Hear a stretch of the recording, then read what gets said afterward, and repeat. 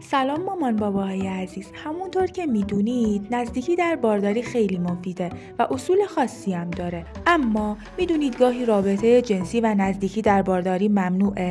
در این ویدیو مجله بارداری مگ به مواردی پرداختم که نزدیکی و رابطه جنسی در بارداری در این شرایط برای شما ممنوعه و مامان بابا در این وضعیت‌ها نباید نزدیکی و دخول و رابطه جنسی داشته باشند. در چه شرایطی نزدیکی و رابطه جنسی در بارداری ممنوع است؟ 1. اگر سابقه سقط یا مرده‌زایی دارید. 2. اگر حین بارداری مدام لکه‌بینی و خونریزی دارید. 3. اگر جفت شما مشکل دارد، به خصوص اگر جفت پایین باشد.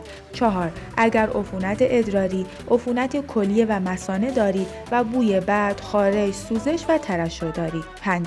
اگر نارسایی دهانه رحم دارید و طول سرویکستان کم است. 6. اگر سرکلاژ کرده اید. 7. اگر دهانه رحم شما باز است. 8.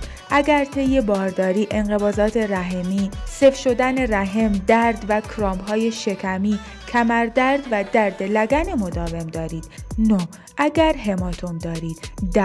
اگر نشت کیسه آمنیوتیک و آبریزش کیسه آمنیوتیک دارید. 11. اگر همسرتان یعنی همسر آقا در ناحیه تناسلی‌اش تبخال تناسلی و زگیل تناسلی دارد و احتمال انتقال آن به شما وجود دارد. و 12. اگر شما یا همسرتان به عفونت جنسی مبتلا هستید و احتمال انتقال عفونت جنسی بین شما وجود دارد.